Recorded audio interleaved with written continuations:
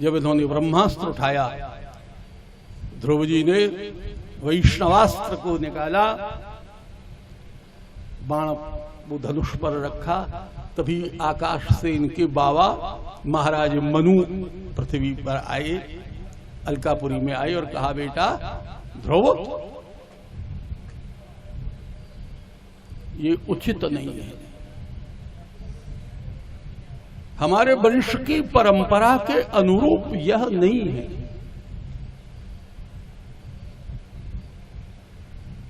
तुमने अनेक पुण्य जनों का वध किया है, ये अच्छा नहीं किया। तुमको ठाकुर जी आशीर्वाद इसलिए दिया था कि देवताओं को मारो, मेरे कहने से युद्ध का विश्राम करो, यक्षों से संधि करो। तब यक्षों से संधि करने के पश्चात बहुत सी भेंट लेकर के ध्रुव जी लौटे। अंतिम समय में सशरीर ध्रुव ने भगवत लोक के लिए प्रस्थान किया। काल के सर पर पैर रख करके ध्रुव जी जो है वो दिव्य लोकों को गई।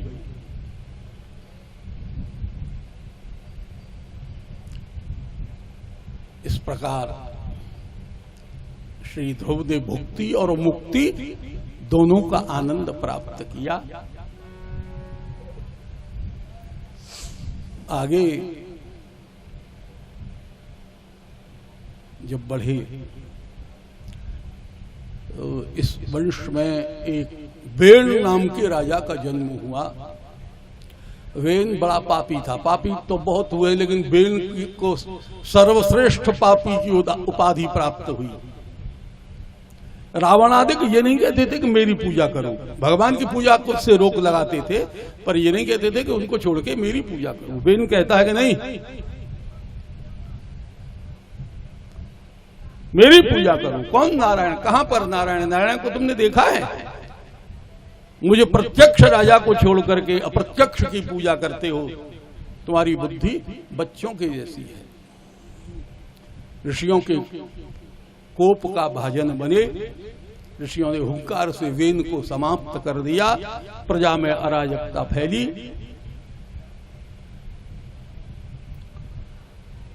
तब वेन के शरीर का मंथन हुआ, मंथन करके इसके दक्षिण भुजा से एक पुरुष, वाम भुजा से एक स्त्री उत्पन्न हुए। वे पुरुष जो उत्पन्न हुए उनका नाम हुआ महाराज पृथु। उनकी धर्मपत्नी है महारानी अर्ची। बड़े धर्मात्मा थे मनु महाराज पृथु। एक बार पृथु के राज्य में वर्षा का अभाव हो गया, अन्न नहीं होता है। तब पृथ्वी को मारने के लिए दौड़े पृथु। वसुधे त्वाम हनिष्यामि मच्छासन परांगमुखी। अरे वसुधा पृथ्वी, मैं तेरे तिल तिल के बराबर टुकड़े कर दूंगा और तेरे वेद्य के द्वारा अपनी प्रजा का पालन करूंगा। मेरी प्रजा भूखों मर रही है, जो बीज बो देते हैं उसको तू खा जाती है, बीज को तू उत्पन्न नहीं करती, इसलिए तू वध के योग्य है, मेरे शासन से तू परे है। पृथ्वी ने प्रार्थना की, भगवान आपको मुझे मारना ही था तो कल मेरा उद्धार क्यों किया? बराह रूप धारण करके मेरे को क्यों वहां से लाए?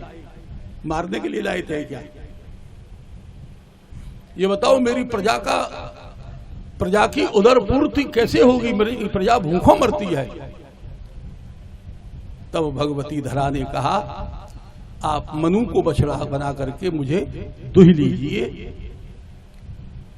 श्री पृथु ने पृथ्वी का दोहन किया।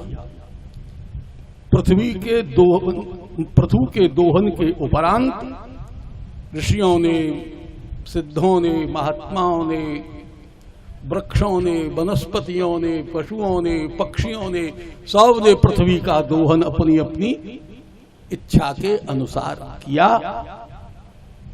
पृथु महाराज ने 100 अश्वमेध यज्ञ का संकल्प लिया था। 99 यज्ञ संपूर्ण हो गए, 100वें यज्ञ के अश्व का हरण इंद्र करके ले गए। तब इनके सुपुत्र हैं विजिताश्व। विजिताश्व ने इंद्र को युद्ध में परास्त करके, इंद्र ने कहा बेटा हम पराजय तो स्वीकार करते हैं पर घोड़ा वापस नहीं देंगे, क्योंकि शतक्रतु इंद्र होता है। जो 100 यज्ञ कर लेता है अश्वमेध वो इंद्र बनता है। इसलिए हम किसी को भी 100 यज्ञ पूरे नहीं करने देते। कल आपसे कहा था ना कि आसन के नीचे से जल डाल के आंखों से लगाओ। आप जो भी साधन करते हैं, सत्कर्म करते हैं, जो भी भजन करते हैं, पूजन करते हैं, जप करते हैं, स्वाध्याय करते हैं, यज्ञ करते हैं, उस सब के फल को इंद्र चुरा लेता है। अच्छा ध्यान रखना।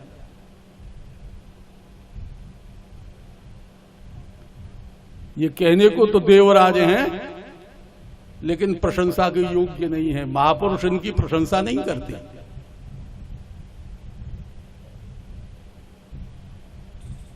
काक सम, तुलसीदास जी ने लिखा है, काक समान पाक रिपु रीति। कौआ की जैसी बुद्धि है इसकी। इसलिए आसन से उठने के पहले जो भी आप कार्य करते, सत्कर्म करते हैं, थोड़ा जल आसन के नीचे डालिएगा और उसको नेत्रों से और ब्रह्मांड पर धारण करने से आपका पुण्य इंद्र नहीं ले जा पाएंगे।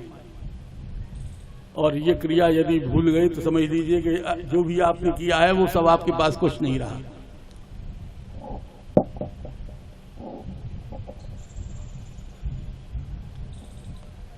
स्वयं तो जो कुछ करते होंगे, लेकिन चोरी चकोरी करके अपना बैलेंस बनाए हुए हैं कि वो इंद्र बने रहें। बस उनको एक यही कामना है कि मैं सर्वदा हम ही इंद्र रहें। दूसरा यदि कोई हमसे ज्यादा पुण्य कर लेगा तो वो इंद्र बन जाएगा, फिर हमको हटा दिया जाएगा।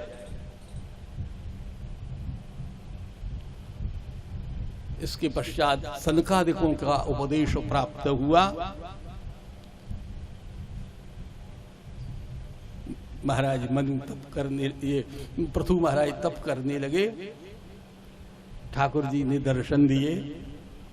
दर्शन करने वाले भी ठाकुर जी और दर्शन देने वाले भी ठाकुर जी। महाराज पृथु अवतारी महापुरुष हैं।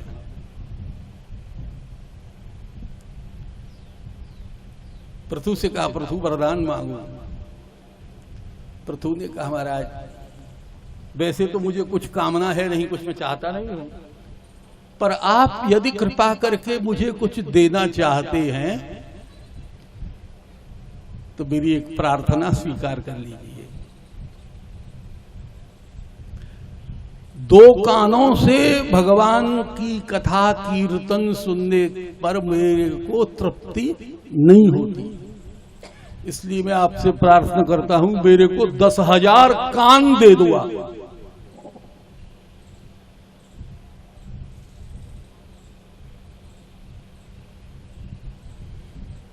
ठाकुर जी का दे तो देंगे, लेकिन पूरे शरीर में कान ही कान हो जाएंगे, फिर तो शरीर कहीं दिखाई ही नहीं पड़ेगा। 10,000 कान यदि कर दिए जाएं तो मैं आशीर्वाद देता हूं तुम्हें, तुम्हारे 2 कानों में ही 10,000 के बराबर श्रवण करने की शक्ति होगी। कान देखने में 2 ही रहेंगे, लेकिन इनसे सुनोगे इतना कि जितना 10,000 से सुना जा सकता है। आशीर्वाद दिया। मनु महाराज अर्ची रानी के साथ वन में गए, तपस्या करके फिर से अपने स्वधाम को प्राप्त हुए।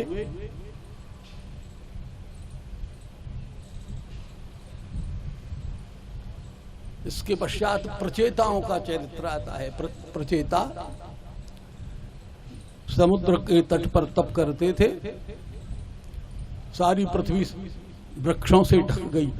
प्रचेताओं ने वृक्षों को जलाना प्रारंभ किया। तब सोम जो है बारक्षी कन्या को लेकर के आए और प्रचेताओं का बार्क्षी कन्या से विवाह किया, उनको शांत किया।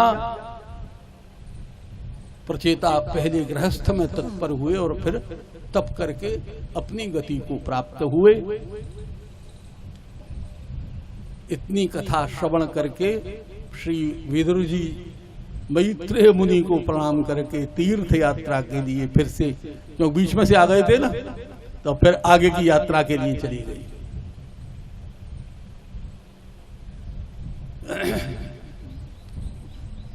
श्री शौनकादि ऋषियों ने गुरु जी से, सूत जी से कहा, भगवान मनु महाराज के दूसरे पुत्र जो थे प्रियव्रत, जिनको आपने बताया था, उनका क्या हुआ फिर? अच्छा, कहा भैया तपस्या करने के प्रभाव से ब्रह्मा का दर्शन प्राप्त हुआ। ब्रह्मा ने कहा बेटा प्रियव्रत वरदान मांगो। प्रियव्रत ने कहा पितामह क्या वरदान मांगे? वरदान के प्रलोभन से हमको मुक्त ही रखो तो अच्छा है। तथापि भगवान माँ ने कहा हमारा दर्शन निष्फल नहीं होता है, हम कुछ न कुछ बिना दिए नहीं जाते।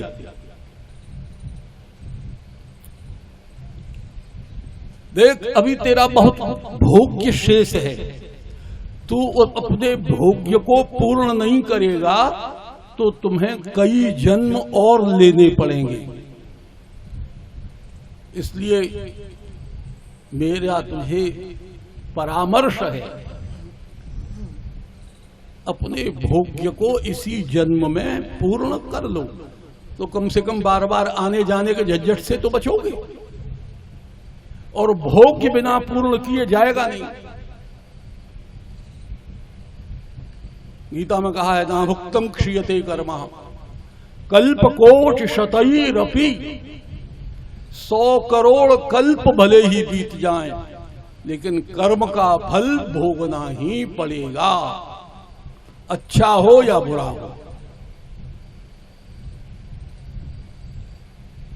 इसलिए अच्छा प्रियव्रत ने कहा कि आप आशीर्वाद देना चाहते हैं तो मैं आपसे एक बात कहूं। ब्रह्मा जी ने कहा कहो। मेरा राज्य जहां पर हो वहां 24 घंटे दिन रहना चाहिए, वहां सूर्य भगवान कभी अस्त नहीं होने चाहिए। अरे ब्रह्मा ने कहा तुम पागल हो गया है क्या? भगवान सूर्य तो वो गतिशील हैं, सूर्य की गति अवरुद्ध हो जाएगी तो संसार की क्या स्थिति होगी। कुछ क्षणों के लिए हनुमान जी ने मुख में रख लिए थे, उसी से प्रलय के जैसी स्थिति उत्पन्न हो गई। कुछ क्षणों की बात थी केवल। बाल समय रवि भक्ष दियो तब तीनहु लोक भयो अंधियारो, ताही सो त्रास भई जग में यह संकट काहू से जात नटा। सारे संसार में उथल पुथल हो गई, अंधकार ही अंधकार हो गया। प्रकृति के और ईश्वर के विधान में हस्तक्षेप करना उचित नहीं है, ये तो असंभव है। सूर्य की गति तो रुकेगी नहीं।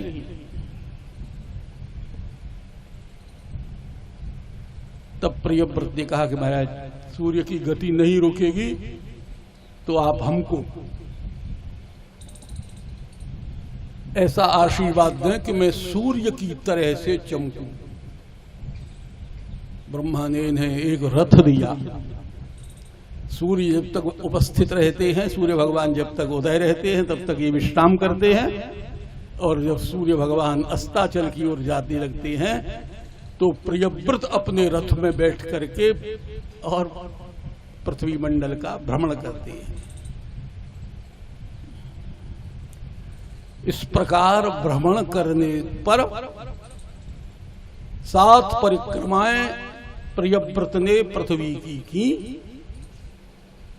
इससे जो उनके रथ के पहिए हैं उनकी आर से जो पृथ्वी क्षीण हुई, उससे 7 समुद्र और 7 द्वीपों का निर्माण हुआ।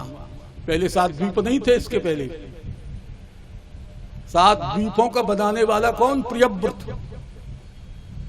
इसलिए इतिहास और सृष्टि में इनका नाम याद रखा जाएगा। तो प्रियव्रत रथ के बीच की भूमि जो है वो कहलाई द्वीप, और पहियों से जो गड्ढा हुआ, इतना गड्ढा हुआ कि वो समुद्र हो गई। 7 समुद्र, क्षीरोद दूध का समुद्र, दधिमंडोद दही का समुद्र, घी का समुद्र, और मधु और फलों के रस से मिश्रित द्रव्य का समुद्र, सुरा का समुद्र,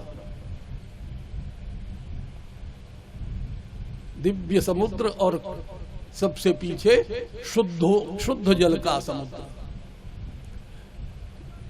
ये हमारा तो खारे पानी वाला है, और वो मीठे जल का शुद्ध। इस प्रकार 7 समुद्र, शाकद्वीप, शाल्मली द्वीप, प्लक्षद्वीप, जम्बूद्वीप,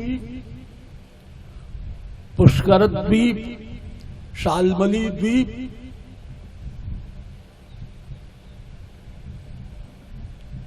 और अंतिम में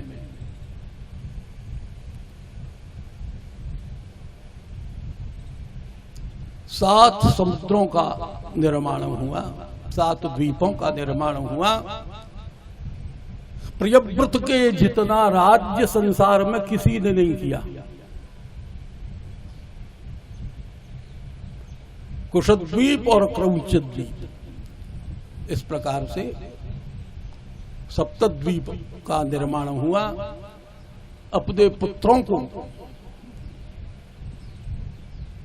7 पुत्र हैं, 7 पुत्रों को 7 द्वीपों का राज्य दे करके और प्रियव्रत फिर से तपस्या करने चले गए।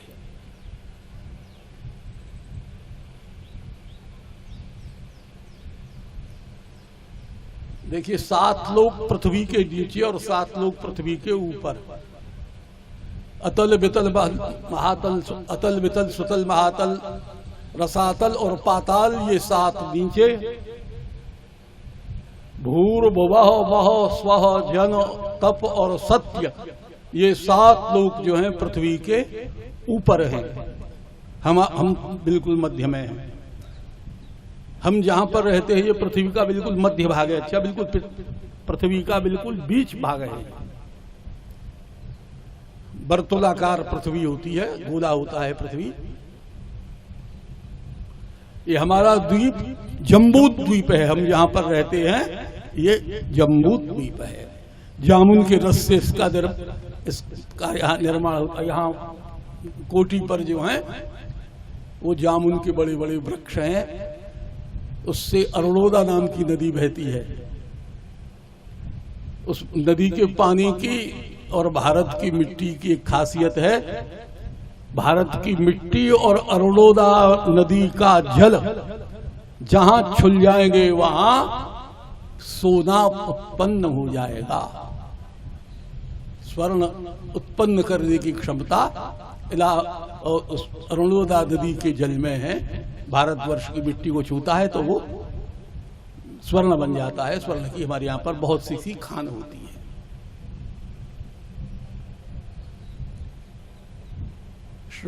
सुखदेव जी महाराज से परीक्षित राजा ने पूछा, महाराज इसके बाद आता है आकाश मंडल। आकाश मंडल में पहले 7 ग्रह होते थे। अच्छा, 9 ग्रह नहीं थे पहले। अभी आपको जो ऊपर के लोग बताए थे, ये आकाश मंडल में भगवान सूर्य जिसके अध्यक्ष हैं, संपूर्ण तारा मंडल और ग्रह मंडल आकाश में विद्यमान रहता है।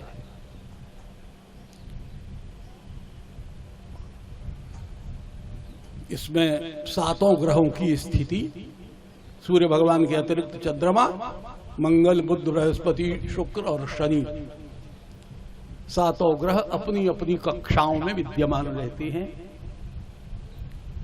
परीक्षित राजा ने पूछा, गुरुजी ये बताइए कि नरक जिसे कहते हैं वो त्रिलोकी के भीतर है कि बाहर? आपने पूरी त्रिलोकी का वर्णन कर दिया, इसमें नरकों का तो कहीं आपने चर्चा नहीं की। गुरुजी ने हंस करके कहा कि ये इसी में सम्मिलित हैं भैया, त्रिलोकी के अंदर ही आते हैं, त्रिलोकी के भीतर ही हैं। गुरुजी कितने नरक हैं? गुरुजी ने कहा कि तू भगवान की कथा सुनने बैठा है कि नरकों की कथा सुनने बैठा है?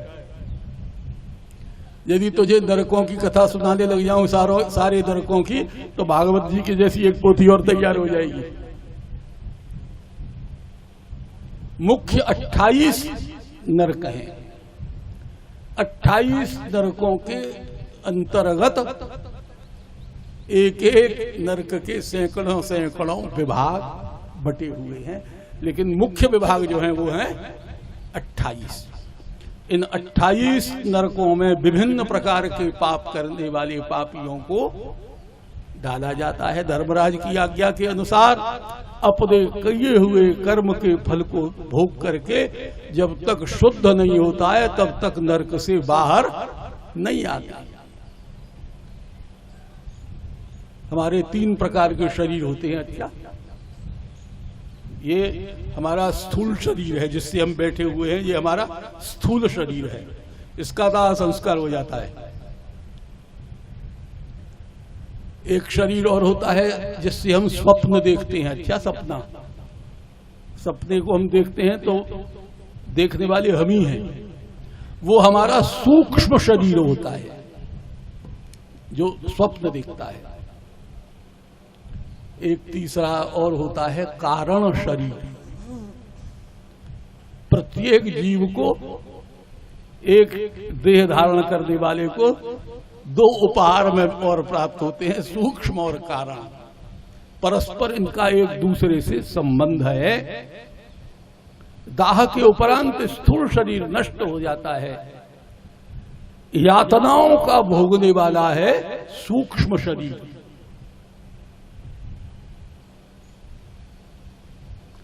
तीसरा जो कारण शरीर है उसे परमार्थ के द्वारा, यदि उसको परमार्थ प्राप्त हो जाए तो बीच से भी नरक से मुक्ति मिल सकती है। मिलेगी तभी कि जब जोरदार कोई पुण्य हमारे लिए करेगा, वह पुण्य हमको देगा, तब उससे मुक्ति संभव है। अन्यथा तो जब तक भोग्य पूर्ण नहीं होंगे तब तक वह भोगना ही पड़ेगा। विभिन्न कर्मों के करने वाले प्राणी कलयुग में तो बाहुल्य है। तुलसीदास जी ने लिखा है, ऐसे अधम मूढ़ नर कृत युग त्रेता नाहि, द्वापर कछुक होहि बहु, होई हहि कलियुग माहि। अधर्म करने वाले सतयुग में नहीं होते, त्रेता में कुछ क्षीणता आती है, द्वापर में और थोड़े बढ़ जाते हैं, और कलयुग में तो एक ढूंढो तो 100 मिलेंगे, 100 ढूंढोगे तो 1000 मिलेंगे।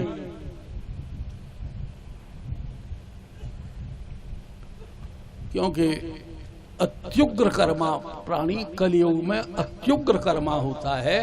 नरक स्वर्ग की चिंता को छोड़ करके जब से हमारे ऊपर विदेश की छाप लगी है तो उसे पहले हमारे देश में जब तक विदेशी छाया नहीं थी,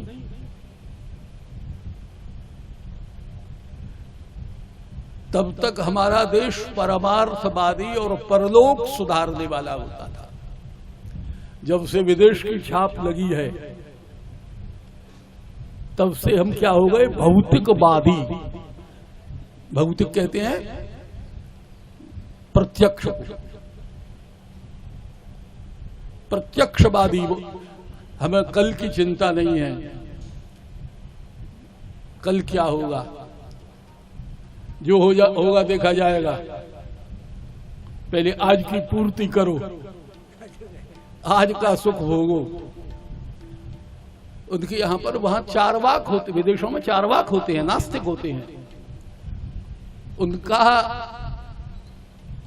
और हमारा दार्शनिक कहीं भी समानता हमारी और उनकी नहीं है।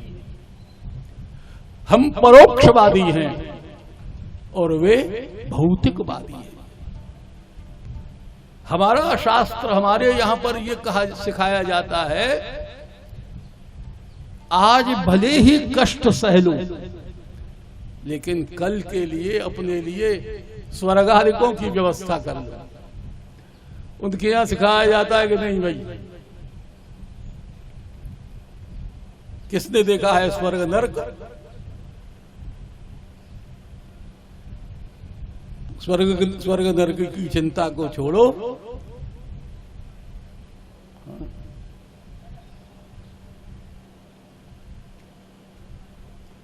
शरीर का पुनरागमन हुआ नहीं हुआ, इसलिए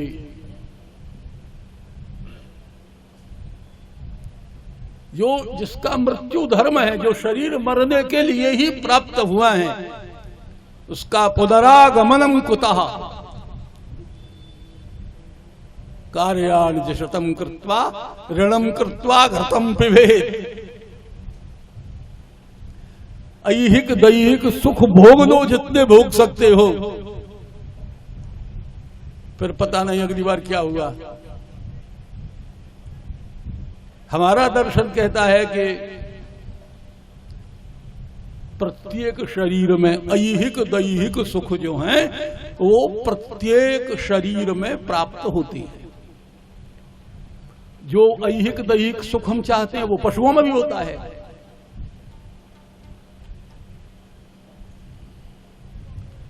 आहार निद्रा, ये देखिए चार चीजें हैं, आहार निद्रा भयमैथुनञ्च समानमेव तत् पशुभिर नराणाम धर्मो हि तेषाम अधिको विशेषः धर्मेण हीनाः पशुभिर नराणाम। खाना पीना, संतानोत्पादन करना, सोना जगना, ये पशुओं में भी होता है, पर पशु धर्म नहीं कर सकता। हमको ठाकुर जी ने धर्म करने की एक शक्ति प्रदान की है। हम धर्म अधर्म दोनों कर सकते हैं। मनुष्य, प्रत्येक मनुष्य देहधारी प्राणी जो हैं वो मुक्ति के दरवाजे पर खड़ा है, समझ लीजिए।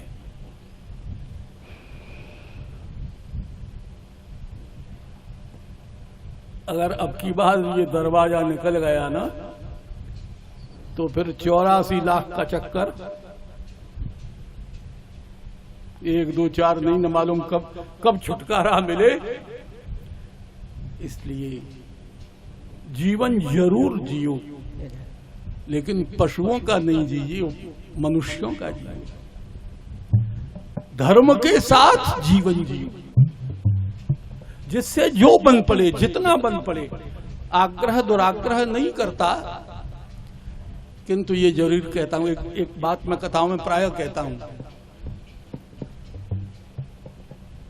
अपने लिए हम यदि स्वर्ग, स्वर्ग तो बहुत छोटी चीज है, हम कभी स्वर्ग नहीं मांगते। मैं कभी स्वर्ग की कामना नहीं करता। स्वर्ग तो बहुत छोटी चीज है। ठाकुर जी ने गीता में कह दिया, स्वे स्वे कर्म निरतः संसिद्धिर लभते नरः। केवल अपने कर्म का पालन करने से स्वर्ग प्राप्त हो जाता है। कोई पूजा भजन तीर्थाटन दान जप योग यज्ञ करने की आवश्यकता नहीं। इतनी छोटी चीज है स्वर्ग, क्योंकि स्वर्ग नाशवान है। आज हमको प्राप्त हो जाएगा, 5 स्टार होटल का सा रहना है। जब तक पैसा है तब तक आपका बड़ा सम्मान है, दरवाजा वो वहां का सेवक खोलेगा। लेकिन जिस दिन पैसा देना बंद कर दिया, वो जो दरवाजा खोलता है, जो दिन भर में 25 सैल्यूट करता है, वो ही आपके सामान सट्टे को निकाल के बाहर रख देगा।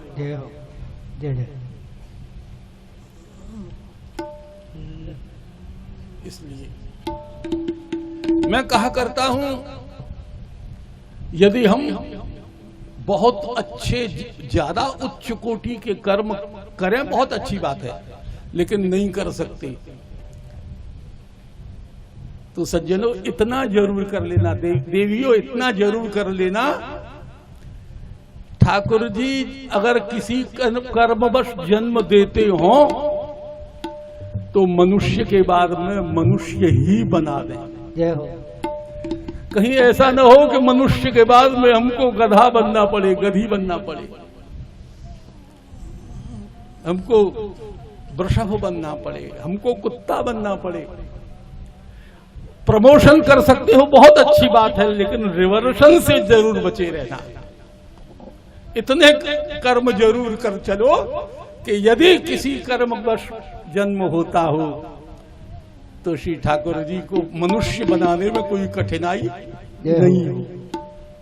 कम से कम मनुष्य के बाद मनुष्य तो बन जाए, और मनुष्य के बाद बने गधा तो लज्जा की बात है। कि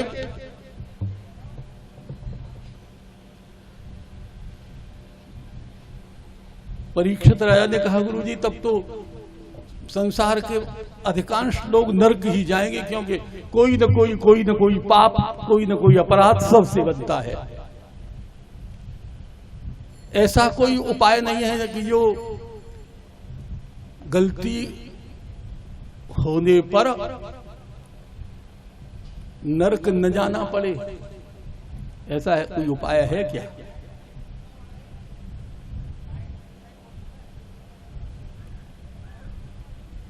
गुरु जी ने कहा, मैं तुझे एक ऐसी कथा सुनाता हूं जिसमें एक घोर पापी,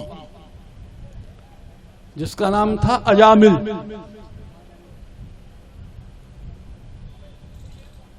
यूं तो शरीर से अजामिल ब्राह्मण थे,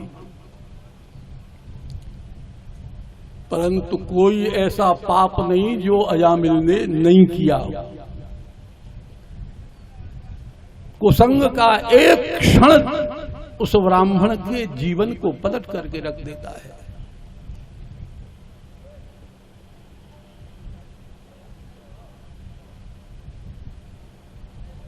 यही अंतर है। इसलिए हमारे यहां पर कुसंग से बचने की बात कही जाती है। जहां तक हो सके कुसंग से बचें, क्योंकि संग का प्रभाव बहुत जल्दी होता है। संगात संजायते कामः, कामात् क्रोधोऽभिजायते, क्रोधात् भवति सम्मोहः, सम्मोहात् स्मृति विभ्रमः, स्मृतिनाशात् बुद्धिनाशो, और बुद्धिनाशात् प्रणश्यति। हमको अच्छी प्रेरणा देने वाली बुद्धि तो है। जहां बुद्धि बिगड़ जाती है वहीं हम गलत निर्णय लेने लग जाते हैं। एक बार प्रत्येक व्यक्ति के जीवन में ऐसा होता है, जब कोई गलत कार्य कोई व्यक्ति करता है तो एक बार उसको भीतर से कोई हटकता है, कोई रोकता है, लेकिन स्वार्थ के वश उस भीतर की आवाज को अनसुनी करके, और जिससे हमारा स्वार्थ सिद्ध हो रहा होता है, उस कार्य को हम करते हैं। अजामिल ब्राह्मण जाति के होते हुए भी कुसंग के कारण महापापी हुए।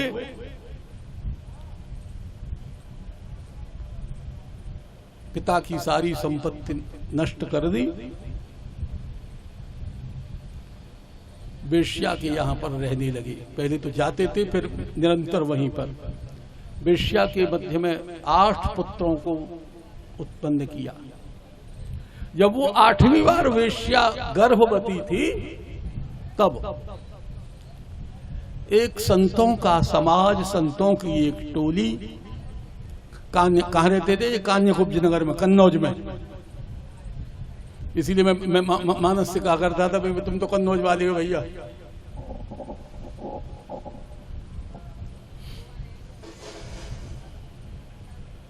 तुम्हारा क्या पता है?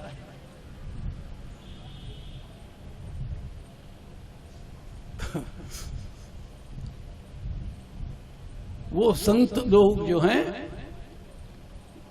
प्रयाग की यात्रा पर जा रहे थे, सूर्यास्त होने को है। कान्य कुब्ज नगर में किसी से पूछा, भाई यहाँ कोई ऐसे भक्त हैं कि हमको आश्रय दें? किसी ठिठोले ने कह दिया कि हाँ महाराज, हमारे नगर में अजामिल जी से ज्यादा बढ़िया कोई ऐसा भक्त नहीं है। अजामिल जी बड़े भक्त हैं। अब उन बेचारों को क्या मालूम अजामिल जी कैसे हैं। अजामिल पूछते पूछते उनके दरवाजे पर पहुंचे। वेश्या निकल करके आई। संतों को बुद्धि कुछ पवित्र भला होने वाला था, संतों को प्रणाम किया। संतों ने आशीर्वाद दिया। पूछा, भक्त अजामिल कहाँ है? वेश्या को बड़ा आश्चर्य हुआ कि अजामिल को भक्त कहने वाला ये कौन आ गया। दुष्ट अजामिल थे कि ये भक्त अजामिल कब से हो गए? खैर, आपको क्या काम है उनसे?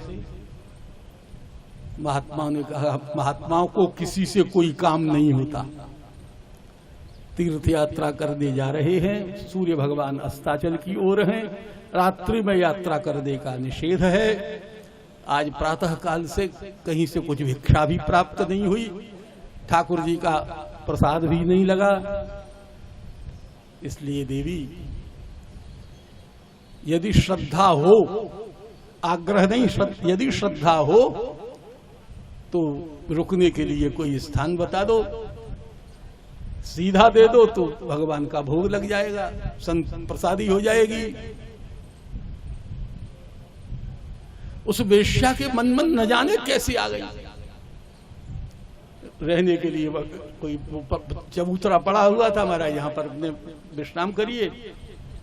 खाने पीने की वस्तुएं दे दी, महात्माओं ने रसोई बनाई, भगवान का भोग लगाया, प्रसाद लेने बैठे, अन्न का प्रोक्षण किया। अरे ये तो अपवित्र अन्न है, इसको खाने से तो बुद्धि दूषित होगी, बुद्धि खराब होगी। पर अब क्या करें, हमारे ठाकुर ने इस अन्न का भोग लगा लिया, इसको कहीं फेंक भी नहीं सकते, कहीं डाल भी नहीं सकते। इसलिए संतों ने पवित्र जल के छींटे लगा करके उस प्रसाद को पाया, पर संकल्प किया कि रात्रि में सोएंगे नहीं। सोने के समय में बहुत सारे अपराध हमसे होते हैं, अच्छा उनको हम लोग जानते नहीं हैं।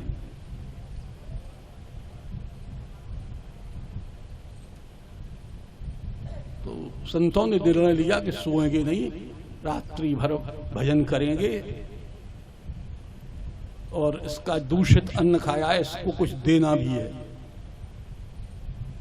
पूरी रात्रि एक भी महात्मा ने शयन नहीं किया, पूरी रात्रि भगवान का स्मरण करते करते रात्रि व्यतीत हुई। प्रातः काल हुआ, संतों ने अपने बिस्तर बोरिया बांधे, वेश्या से आवाज कहा, देवी हम लोग जाते हैं, भक्त अजामिल आए तो हमारी जय श्री कृष्ण कह देना। जब वो महात्मा लोग जाने लगे, वेश्या ने पूछा, महाराज आप कुछ ज्योतिष वोतिष जानते हैं क्या? हाथ देखना जानते हैं क्या आप? महात्मा ने कहा, हाथ पैर तो देखना हम जानते नहीं, लेकिन तू क्या पूछना चाहती है ये हम जानते हैं। अच्छा आप जानते हैं मैं क्या पूछना चाहती हूँ? महात्मा ने कहा, जानते हैं। तू गर्भवती है, तू जानना चाहती है कि पुत्र होगा कि पुत्री? तो देख, हम कहते हैं कि तेरे यहां पर पुत्र का जन्म होगा, और हमारे कहने से उस पुत्र का नाम नारायण रख लेना। इतना काम करना बस। और तो तुम्हारा हमने अन्न खाया है, हमारे पास देने के लिए कुछ है नहीं।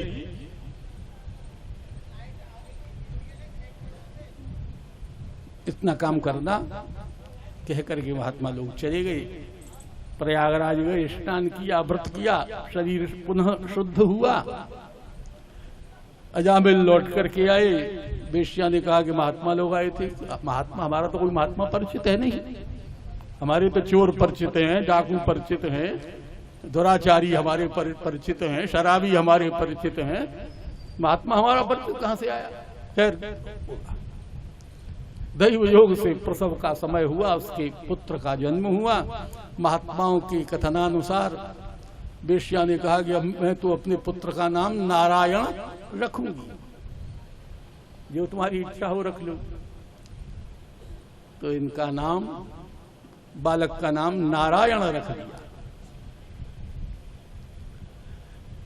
उस बालक के कारण अजामिल जी दिन भर में 100-200 बार नारायण नारायण कह लेते हैं। अरे नारायण आओ भाई, नारायण स्नान किया कि नहीं किया, नारायण कलेवा किया कि नहीं किया, इत्यादि। तो पुत्र के मोह में नारायण नारायण नाम कई बार, इसीलिए हमारे बड़े बूढ़े, हमारे बुद्धिमान बुजुर्ग आजकल जैसे नाम रखे जाते हैं ऐसे नाम नहीं रखते थे।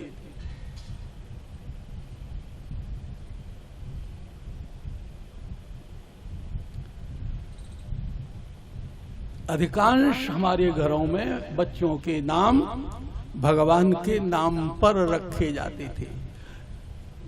अगर हम आसन पर बैठ करके 2-4 घंटा जप नहीं कर सकते तो उस बाल मोह के कारण से तो दिन में 100-200 बार भगवान का नाम लेंगे।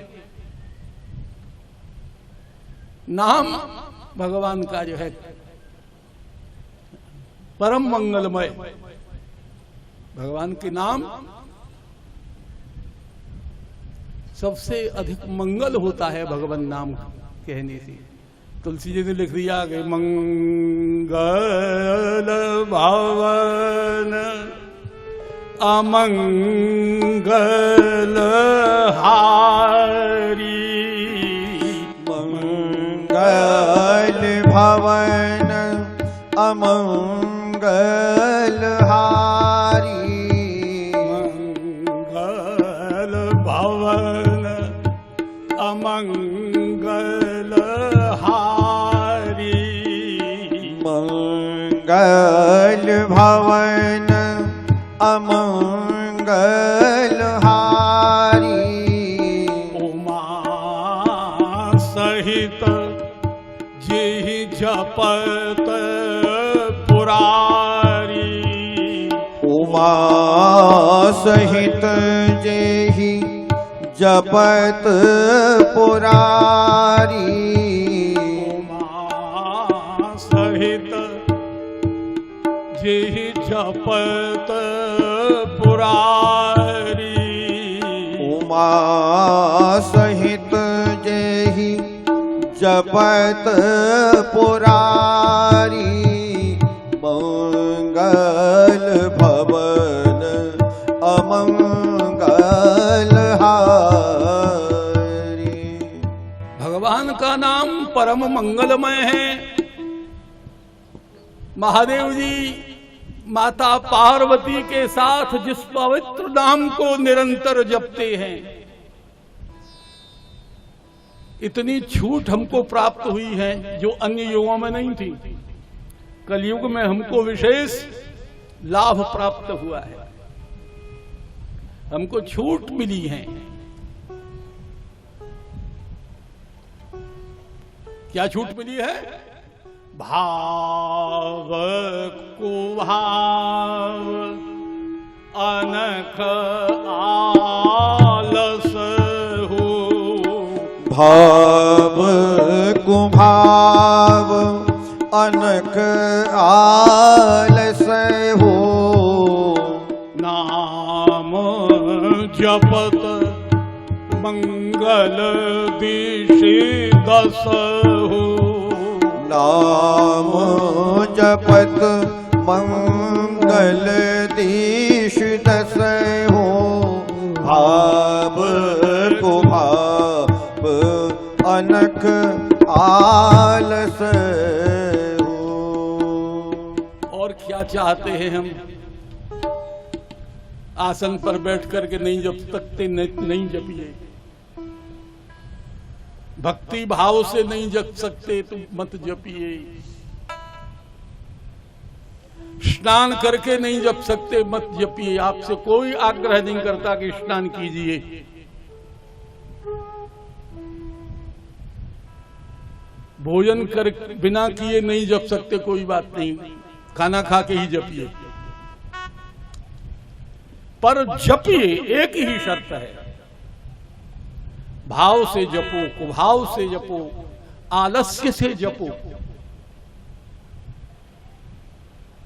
कष्ट में जपो, लेकिन जपो।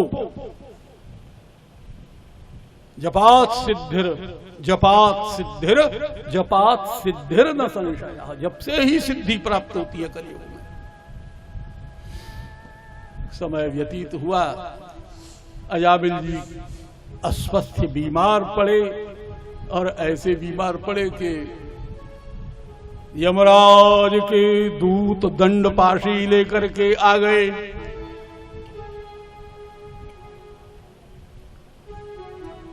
ज्यों ही अजामिल ने यमदूतों को देखा, डर के मारी घिग्गी बंधने लगी, और तो कुछ सूझा नहीं। अरे ओ नारायण, अरे नारायण, बेटा मेरी रक्षा करो के चिल्लाने लगा। श्री भगवान के पार्षदों ने इसकी आवाज सुनी, सीधे अजामिल के समीप पहुंचे, यमदूतों से कहा इसके गले से ये फांसी निकालो। यमदूतों ने कहा कि आप क्या बात करते हैं, ये तो पापी है, इसको तो हम नरक ले जाएंगे।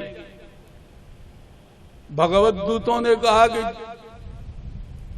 अपने स्वामी से, यमराज से जाके ये पूछना कि धर्म और अधर्म की क्या परिभाषा है।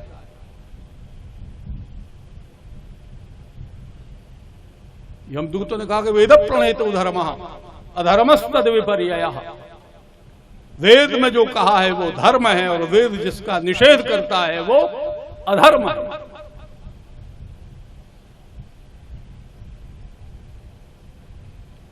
भगवत दूतों ने कहा कि ये सामान्य धर्म है, विशेष धर्म नहीं है। धर्म दो प्रकार का होता है, विशेष, सामान्य और विशेष।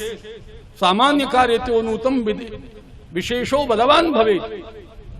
सामान्य से विशेष अधिक महत्वशाली होता है, इस पर विशेष नियम लागू होता है, इसलिए पाशी निकालो।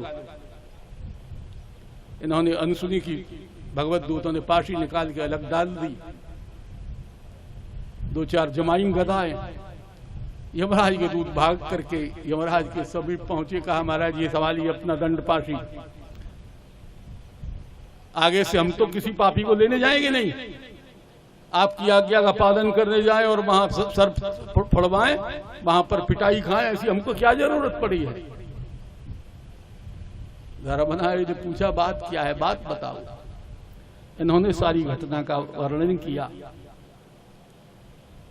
अरे धर्मराज ने कहा कि मेरा धर्म तो बहुत नीचे है, जिनके वो दूत थे उनके धर्म की कौन कह सकता है। ब्रह्मा उनके धर्म को नहीं जानता, महादेव जी उनके धर्म को नहीं जानते। सहस्रशो यत्र वयम रमामः, मेरे जैसे हजारों यमराज उनके दरवाजे के चक्कर काटते रहते हैं। वे मेरे स्वामी हैं, उनकी आज्ञा शिर आंखों पर है, शिरोधार्य है। यमदूतों ने कहा महाराज बता दो अब किसकी आज्ञा माने, किसकी आज्ञा नहीं माने।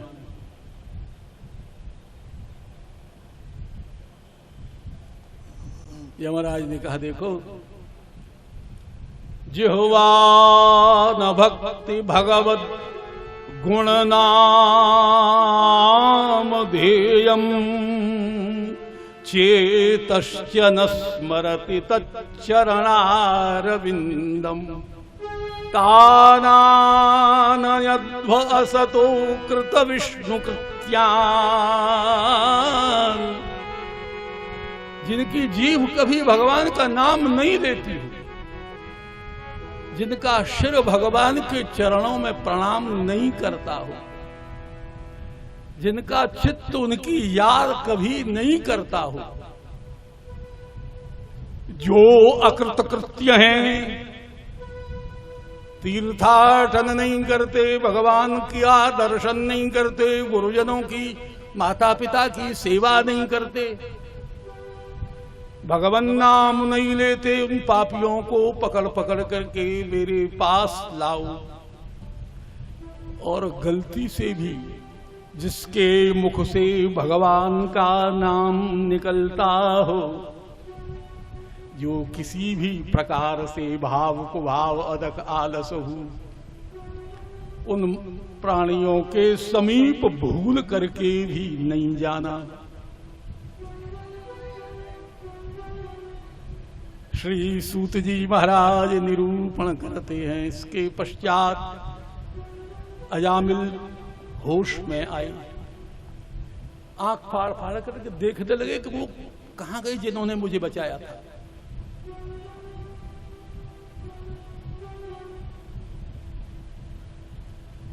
यमदूत और भगवान के दूतों की बीच की वार्ता अजामिल के कानों में पड़ी। अजामिल ने सुनी, दृढ़ निश्चय कर लिया कि अरे अजामिल, तुमने अपना बहुमूल्य जीवन व्यर्थ में ही गंवा दिया।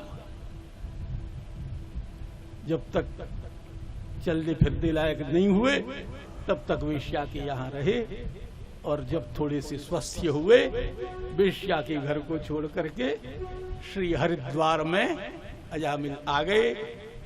श्री गंगा मैया में त्रिकाल स्नान करते हैं, पुनः यज्ञोपवीत संस्कार कराया, गुरु महाराज के दिए हुए मंत्र को जपते हैं। एक दिन स्नान करने के लिए गंगा मैया में गए, उसी समय आया काल। आधा शरीर गंगा के भीतर, आधा शरीर गंगा के बाहर।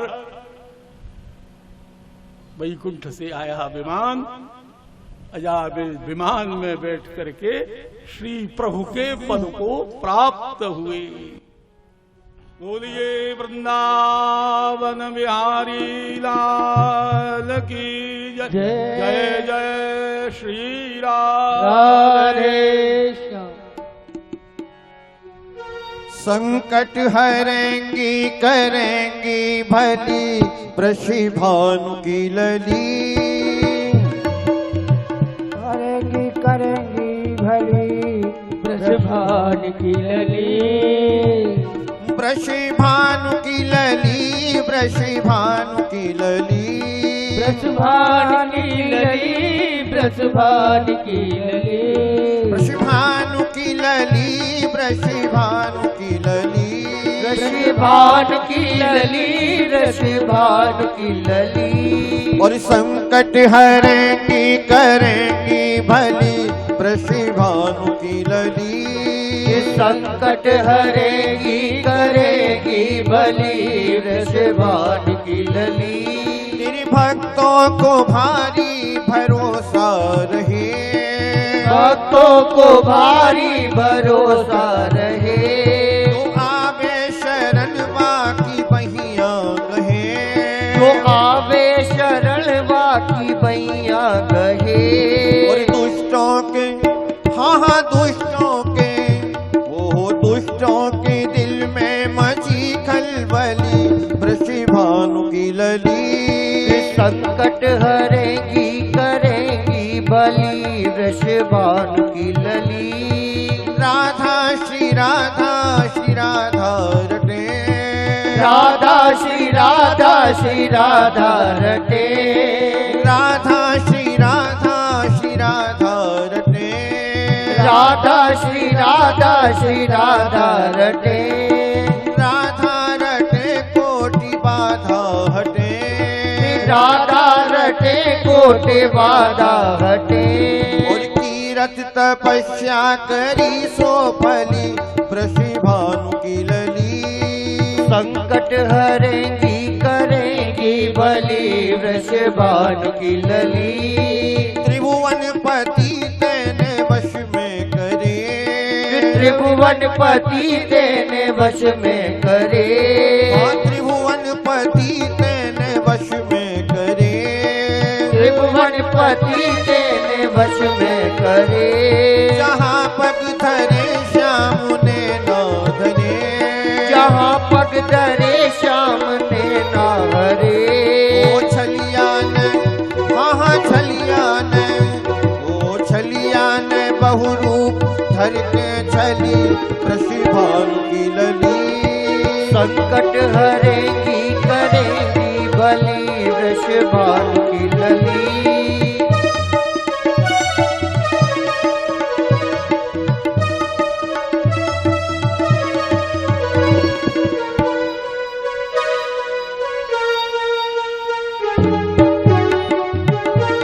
और पर्वत के ऊपर विराजे लली पर्वत के ऊपर विराजे लली हाँ पर्वत के ऊपर विराजे लली पर्वत के ऊपर विराजे लली शोभा को उनकी न जाए कहीं शोभा तो उनकी न जाए कहीं और शोभा को उनकी न जाए कहीं शोभा तो उनकी न जाए कहीं और सुन तेरी हाँ सुन तेरी ओ सुन तेरी टेर आमे तेरी गली वृषभानु की लली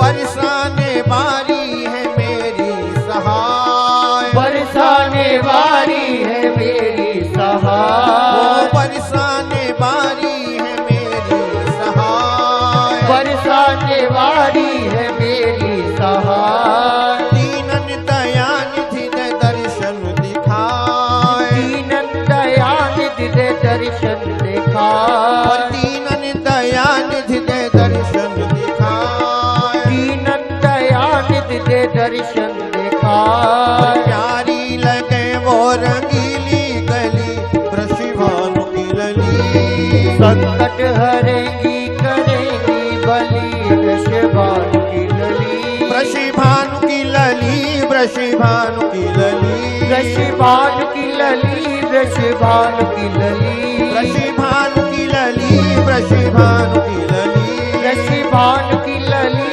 वृषभानु की लली सबके संकट हरेंगी करेंगी भली वृषभानु की लली संकट हरेंगी करेंगी भली वृषभानु की लली हाँ संकट हरेंगी करेंगी भली वृषभानु की लली संकट हरेंगी करेंगी भली वृषभानु की लली वृषभानु की लली वृषभानु की लली वृषभानु की लली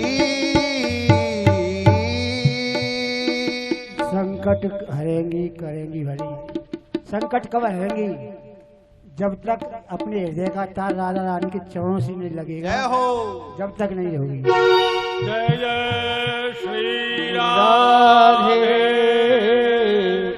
जय जय श्री श्री राधे जय जय श्री राधे अरे तार मिला अपने हृदय का तार राधा रानी से नहीं मिलाएंगे जब तक नहीं मिलेगा अरे तार मिला तू तार मिला और मिला तार से तार एक बिजली वाला तार और तार मिला तो तार ही देंगे तार तुझे कर तार, हाँ तार तुझे कर तार, तार संचार न छूटे, घरे दर द्वार छूटे, हाँ तार संचार न छूटे, भले घर द्वार न छूटे। और तार किसका मिला था? अरे तार मिला मीरा का, वो पी गई विष का प्याला, तार मिला मीरा का, वो पी गई विष का प्याला। विष में उसने देखा वो मोहन मुरली वाला, वो विष में उसने देखा वो मोहन मुरली वाला। मीरा ने जहर नहीं पिया था, क्या पिया था?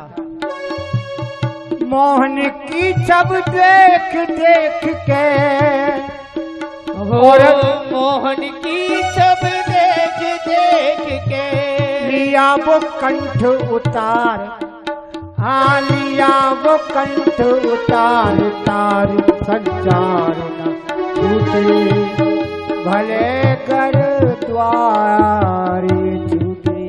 बोल वृंदावन बिहारी लाल की जय।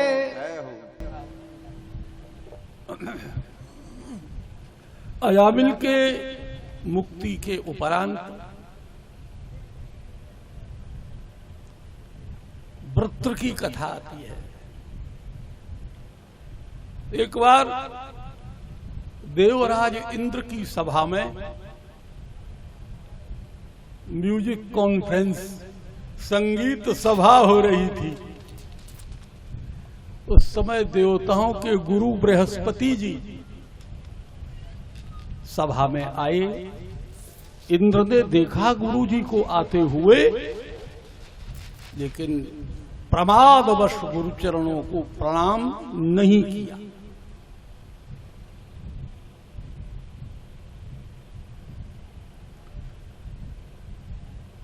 गुरु जी का जहां पर सिंहासन था, गुरु जी सिंहासन पर नहीं पहुंचे, दरवाजे से ही लौट करके वापस अपने घर चली गई।